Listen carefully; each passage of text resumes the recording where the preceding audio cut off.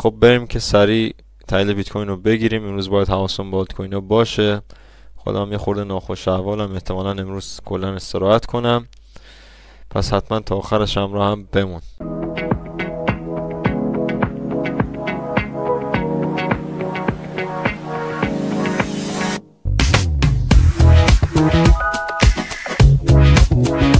سلام، اینجا کانال کریپتو سیتی، خیلی خوش اومدی. اگه اولین بار داری چنل منو میبینی، ما اینجا هر روز واسه تحلیل بیت کوین میذاریم. آموزش تکنیکال رو از یه دید دیگه به صورت رایگان در اختیارت قرار میدیم که لازم نباشه پولش بسته آموزشی تو این شرایط اقتصادی بدی. و کوین های درخواستیت هم اگه توی کامنت ها بگی واسه تحلیل میکنم و سعی میکنیم دور هم از رویه ها و تحریفات مارکت به دور باشیم و منطقی فکر کنیم. بچه هم که از قبل برگشتین خیلی خوش برگشتین، دمتون گرم. خیلی خوبه که دارید واسه خودتون تلاش میکنید. خب بچه ها بریم سراغ تحلیل بیت کوین. کوین درخواستی رو میذارم بعد تحلیل اصلی از این به بعد. بریم سراغ ماهیانه. من یه لحظه از این SMM استفاده کنم. خب کندل ماهیانه همینطوری ببنده، کندل بعدیش احتمالا رنج خواهیم زد، یا رنج میزنیم یا اصلاح کوچیک میدیم. چرا؟ چون ETH زدیم، هنوز هم احتمال حرکات پارابولیک هستش که این RSIش بیاد بالای 76 ببنده. هنوز 11 روز ازش مونده.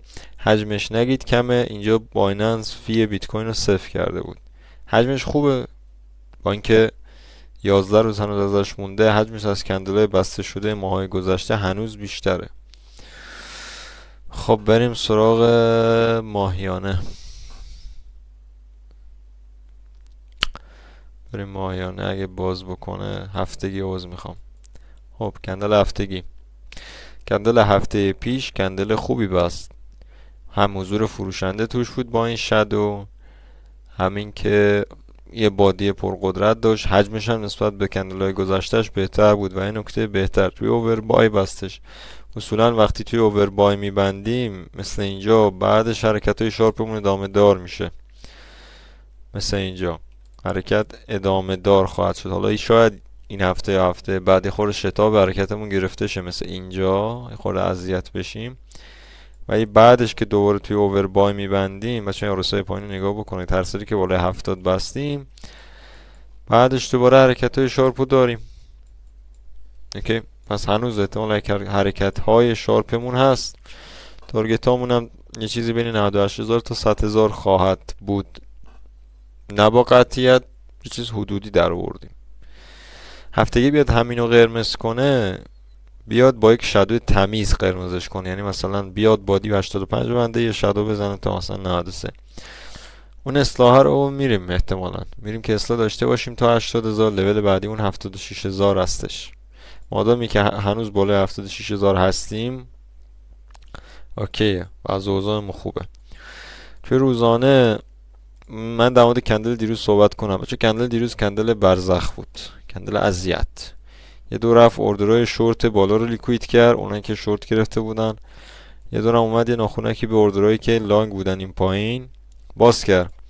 خب چی رو به ما میگه؟ خب اینو به ما میگه که آقا صبر کن، مارکت ساختارش رو بسازه. اینجا پیگیر پوزیشن نبودی، اینجا پیگیر پوزیشن نبودی، توی این باکس 4% 10500 تا استاپ لاس نخور. صبر کن از یک طرفی بشکنه. حالا من بخوام پوزیشن شورت باز کنم وای میسم 86300 بشکنه. نه، این فضای 6% رو نمیخوام، چون 10000 تا استاپ لاس میخوریم. اینجا باز کردیم استاپ لاس خوردیم، اینجا باز کردیم استاپ لاس خوردیم، اینجا می باز میکنی استاپ لاس میخوری، با این کندل باز کردی کندل بعدی ماروبوزه استاپ لاس میخوری. چرا این اتفاق میفته؟ چون روند پشتت سعودیه، داری خلاف روند ترید میکنی. خب معلومه که مارکت پست میزنه، باید فوکوست الان رو پوزیشن لانگت باشه. حالا اگه این دامیننس عزیز شروع کرد ریختن، چه بسا که بری رو آلت کوین ها باز کنی. مثلا میگم ما خودمون دیروز 2 تا پوزیشن باز داریم. یکیشو روی سلو باز کردیم با استاپ بای. بچه ها سیگنال رو از دست میدید به خاطر اینکه تلگرام نیستید. تلگرام باش، بیا تلگرام بیا. استاپ بزرگ گذاشتیم 4.4 استاپ لاسمونه. بله تو ریسک ریوارد دوم باید 8% حرکت کنه، ولی خب سلو توی شرایطیه که اگه این سقفو بتونه رد بکنه راحت میتونه 20% حرکت کنه، یعنی آر 5 میتونیم ازش بگیریم. یه پوزیشن دیگه هم ما رو SXP باز داریم که یه خورده اومد دم حد ضرر برگشته. فعلا این به چه مبنایی باز شد؟ این هم به همون مبنای سلو باز شدش. من بیارم دقیقا تو این کندل باز شدش. این سقف اینجا شکسته شده واسمون. استاپمون هم توی یه ساعته آوردیم زیر آخرین کف، وگرنه استاپ سیفت اینجاست. استاپ باید بذاری 7%. نگو 7% خیلیه، حرکت هامون زیادن. 16-17% حرکت میکنیم، 30% حرکت میکنیم. مارکت یه جوریه که خود بیت کندل های 4% میزنه. حالا یه ذره این دامیننس ریزشی بشه کندل میزنیم 8%، 10% توی آلت کوین راحت ریسک و ریوارد رو میدن. هنوز به ریسک و ریوارد نرسیده. اگه پیر بیت کوینش سعودی بود میتونی با شکست 37.24 با استاپ اینجا ورود بزنی. برای سلو هم میتونی این کارو بکنی، با شکست این سقف میتونی با استاپ اینجا ورود کنی، ولی برو پیر بیت کویناش رو نگاه کن. اگه سعودی بودن ورود کن. یک کوین دیگه هم که میخواستیم ورود کنیم ولی خب ریسکی برامون نمونده بود این پوزیشن بود FXS که با استابلاس اینجا، با استابلاس زیر آخرین کف آربار 2 شو داده، تاچ کرده، فعلا داره رنج زدنه. ایشون هم اگه شروع کرد یه ساختایی درست کردن، مثلا توی یه ساعت اومدین سقف رو شکست، میتونید با استاپ اینجا باز کنید.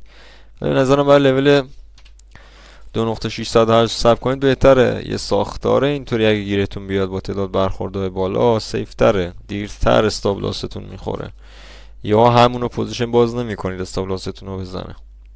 اوکی خب بریم ساعت 4 ساعت. 4 ساعته خط رونده خوب داره عمل میکنه. توی یه ساعت هم همین شکل نزدیکش که میشیم ریاکشن میدیم. خط روند خوبیه. شکستش از بالا آیا نمیتونی خط روند رو کچ کنی اینجوریش کنی؟ چرا میشه، چرا نشه؟ میتونیم این دوتا رو فیک در نظر بگیریم اینطوری کنیم، ولی فعلا به نظرم اینطوری بهتره. این سقفای اینجا مهمترن واسمون چون باعث شدن کفای پایین تر بزنیم. اوکی ضعف روند نداریم کلا، که ضعف روند داریم. حجم این پایین نگاه کن کم و کم و کمتر میشه، اما اینکه این چند تا کندل حجممون داره میره بالا و یه باکس کانسولیدیشن زون درست کردیم به این سایز، شکست این باکس از بالا حرکت رو از اینی که هست شارپ تر میکنه واسمون. حواست باشه. برای پوزیشن لانگ چیکار کنیم؟ برای پوزیشن لانگ تریگر 92200، حالا من برم تو 15 دقیقه. اوکی 92264 با شکستش میتونی پوزیشن لانگ باز کنی. فقط استاپ تو بزرگ بذار که پرت نشی بیرون الکی. بعدن اگه اینجا شکسته شد، اینجا یه ساختار دیگه درست کرد، اینجا یه پوزیشن دیگه میزنی، اینجا شروع کرد رنج زدن، اینجا رو شکست، یه پوزیشن دیگه میزنی. مجموع این پوزیشن های تو میشن یه پوزیشن با یه حد ضرر مشترک با یه دونه ریوارد مشترک. نه یا اینجا یه 0.5%. الان استاپ لاس کوچیکت شده 1.5-2% توی بیت کوین. مثل قدیم نیست $200 استاپ لاس بذاریم. الان فرق میکنه شرایط. اوکی الان شرایط فرق میکنه. استاپ لاس کوچیکت شده 2%، استاپ لاس بزرگت شده 4%، 6%. باید قبول کنی وگرنه با اینجا نمیتونستی پوزیشن باز کنی. اینجا استاپ لاس میذاشتی 1.5% حرکت کرده، اینجا ساختار دیگه استاپ لاس 1.5%، دوباره اینجا رو شکسته واسط 80 صدم، بعد اینجا رو شکسته واسط دوباره 1.5%. مجموع این پوزیشنات تا الان کم کم یه آربار 9 هست. اوکی کم کم این موضوع برات وجود داره. برای پوزیشن شورت ببین این وضع پوزیشن های شورتته. حالا من هی بیام بگم تو 1 ساعت تغییر روند بده، برو با شکست 89000 باز کن. خب بازم کردی. استاپ لاست که اینجاست، ریسک ریوارد نمیده، استاپ لاست تو میزنه. اوکی اگه نه میگی نه من میرم با این کندل باز میکنم استاپ لاس هم نمیخورم، مثلا با این کندل باز میکنم استاپ لاس هم نمیخورم، خب دیگه تو قهرمانی.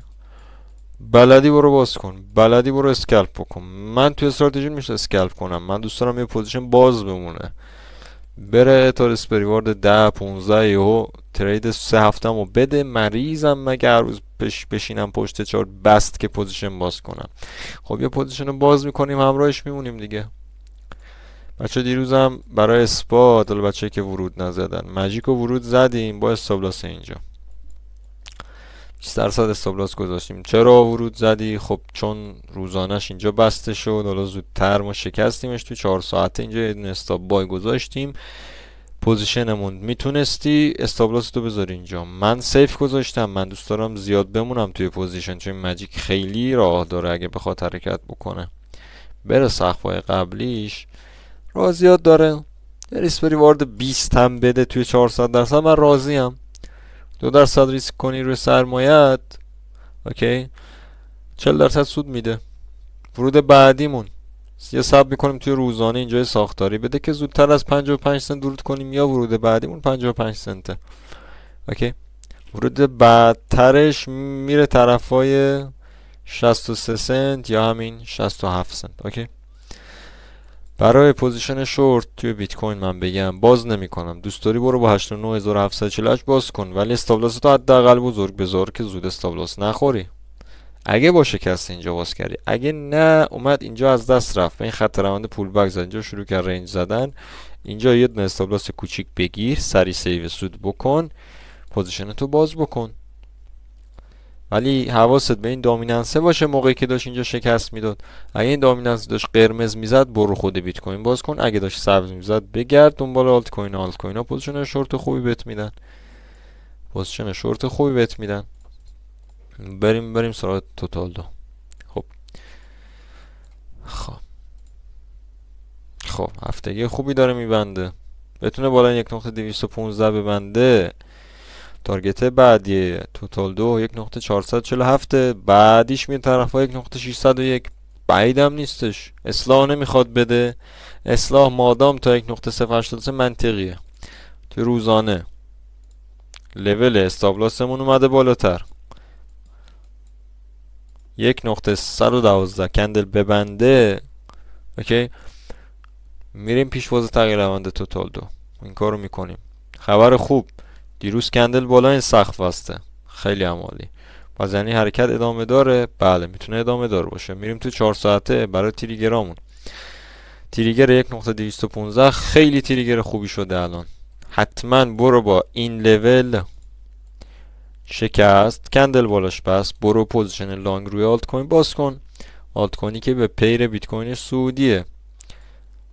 یعنی چی؟ یعنی الان پا میشی میری روی بیت کوین، میبینی این کندل داره قرمز میزنه، دامیننست هم داره قرمز میزنه، احتمالا الان یه سری آلت کوین هستن دارن سبز میزنن یا حداقل کمتر دارن قرمز میزنن. مثلا کاردونا داره سبز میزنه، مثلا اتمو بریم، اتم داره قرمز میزنه، دوج داره قرمز میزنه، سولانا داره مثبت میزنه. مثلا بعد اینجا ریسکی میتونی باز کنیم سولانا رو. مثلا من برم توی اینجا، من برم توی کلی یو اس دی تی، کلی داره قرمز میزنه، مثلا خود سلو داره سبز میزنه، خود اس ایکس پی به زور داره سبز میزنه، اف ایکس اس داره سبز میزنه. خب بگرد دیگه، بگرد توی آلت کوینات، پیر بیت کوین سعودی پیدا کن. مثلا سی فی ایکس تریگر ورودش بعد اینجا جالبه، میتونی بعد اینجا پوزیشن لانگ باز کنی روی سی فی ایکس. نگو استاپ لاس زیاده، بیا 4% استاپ لاس بذار، تارگت بعدیش 20%. خط روندم داره سی فی ایکس، اوکی، حرکت هستش. برای پوزیشن شورت هیچی فعلا باز نمیکنم. خیلی بخوام پیگیر باشم برای پوزیشن شورت ساب میکنم این لول اینجا از دست بره. بچه چرا زون کشیدم؟ چون خط نمیشه انداخت دقیقا الان. وای میسم این زونه از دست بره، بعد که بهش پول بک زد، حالا یا با شکست من برم توی 4 ساعته ببینم اینجا معنی میده. اینجا رو پاکم کنیم به کسی بر نمیخوره فکر کنم. هم توی 1 ساعته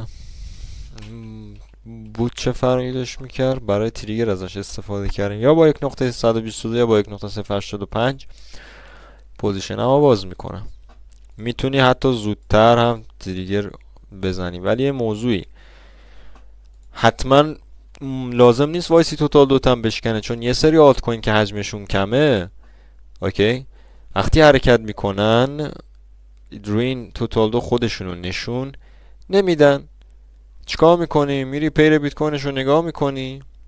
مثلا من میخوام روی سلو پوزیشن باز کنم. خب سلو خودش داره مثبت میزنه. خب به به برم توی پیراش ببینم آیا پیرش هم داره سبز میزنه. یه لولی من توی پیرش تعیین میکنم که اگه اونجا داشت بریک میداد برم رو سلو پوزیشن هم باز کنم. دیگه کاری ندارم بیت کوین داره قرمز میزنه، به شرط اینکه دامیننست سبز باشه.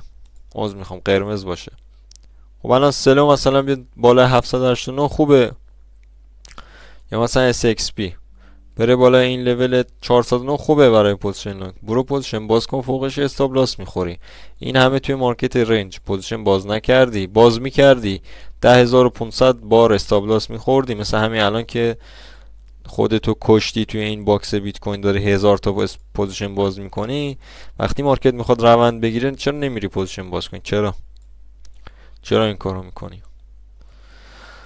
بعد کجا میتونیم بریم توی توتال دو؟ بعدش واقعیت شارپ احتمالا حرکت داشته باشیم. تارگت بعدی من گفتم 408. بریم سراغ USDT.D ببینیم این دوستمون چیکار کرد. خب هفتگی این میتونه 4 نگهش داره. همینجا هم بد نیست 4.22 ولی تارگتش 4. یه موضوعی ایشون پاشه بره توی اوورسل حرکتامون شارپ میشه. ایشون پاشه بره توی اوورسل مثل اینجا که رفته زیر 28.97 حرکتامون شارپ میشه، یا کوب کندل میزنیم توی بیت کوین 4 ساعته 8%. حواست باشه اون موقع پوزیشن داشته باش. الان داریم خودمون رو میکشیم که هنوز مومنتوم شروع نشده که پوزیشن باز کنیم، به خاطر اینکه اون موقع ها پوزیشن سخت باز کردن. یه آلت کوین کندل میزنه 7%، استاپ لاست میشه 15%، بعد تازه 30% باید حرکت کنه که تو آربار دوتو بگیری. خب از الان پوزیشن باز میکنیم با استاپ لاست 4% که اون موقع 30-40% حرکت کرد. همینطوری بشیم نگاه کنیم بگیم به به به به ریسک ریوارد بالاتر.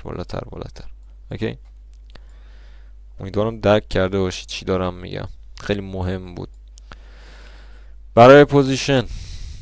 به یه لحظه برم توی روزانه.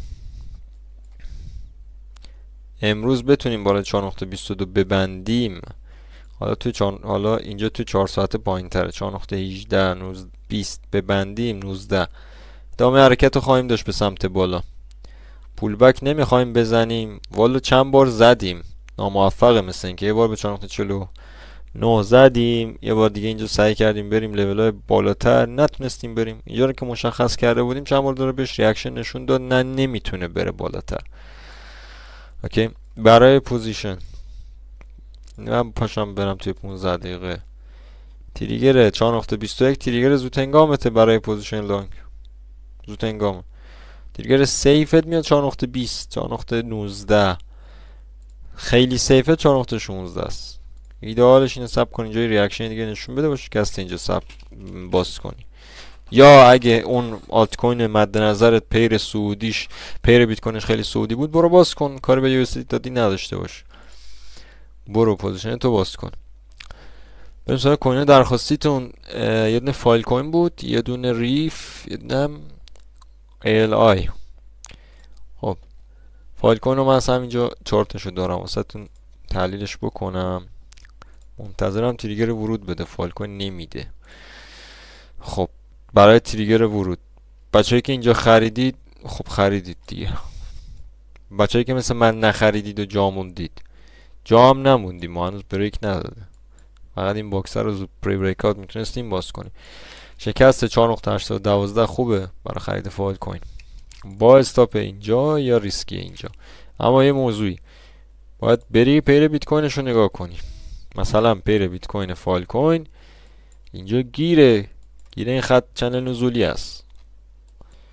اینجا اومد یه بار فیکش کرده، اینجا هم فیکه. اینا رو ما در نظر نمیگیم. چرا؟ چون نه پول بک بهش داره نه بعدش ادامه دار بوده.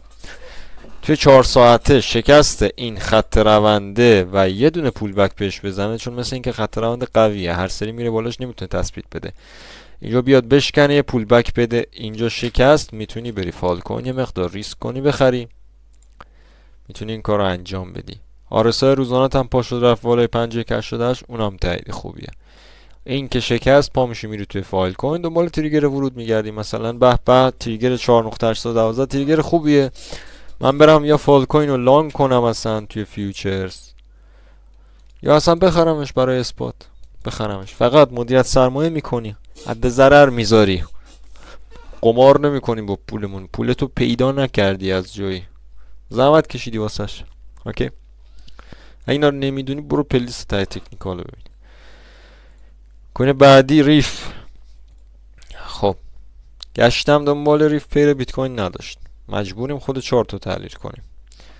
ریف ماهیانه و از اوضاع خراب. بریم توی هفتگی، میخوایم تریگر خرید پیدا کنیم. تریگر خریدت خیلی دوره توی هفتگی. توی روزانه اما میشه کارایی کرد. چه کارایی؟ مثلا کندل اینجا بست بالای 200100 و چند عددش 2011 میتونی با استابلاس اینجا ریف بخری. بچه هم که ریف خریدید یا دارید یا هر موضوعی، استابلاس تو بیار زیر 30933، یعنی اومد اینجا باید بفروشی. این اگه اومد اینجا برگشت اینجا چی؟ خب برگشت اینجا واسه تغییر روند بده، همون مقدار دلاری که اینجا فروخته اینجا بخر. کارو میکنی. من چی کار میکنم؟ من وای میسم ریف اینجا رو بشکنه اگه دوست داشتم بخرم، یا با شکست اینجا میگیرم یا اینجا شروع کنم رنج زدن، شکست این کانسولیدیشن اینجاشو بگیرم. ALI رو ببینیم. ALI به مراتب وضعش بهتره. اینم کوین جدیده، همچین جدید هم نیست، هستش توی مارکت. تا الان راند سعودی ندیده، توی هفتگی ندیده. شکست این 0.10710 میتونه پیش واضح باشه. این یکی رو استابلاس بزرگ بذار، شکست اینجا رو، یا شکست 0.13699 رو با استاپ کوچیک‌تر باز میکنیم. تریگرهای ورودمون هم مشخصه، یکی اینجاست، یکی اینجاست، یکی اینجاست، یکی بعد اینجاست. اوکی، تریگرهای ورود مشخصه. اینطوری نیست که فقط اینو بخریم. اینجا هم ورود میزنیم، اینجا هم ورود میزنیم تا کی؟ تا تغییر روند بده توی هفتگی واسمون. هستیم همراهش. اگه هم الای داری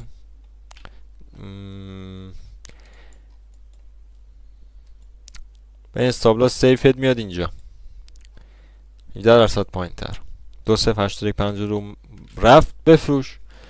بفروش دوباره داشت میرفت بالا، میخری. همون قضیه که تو کوین قبلی براتون گفتم.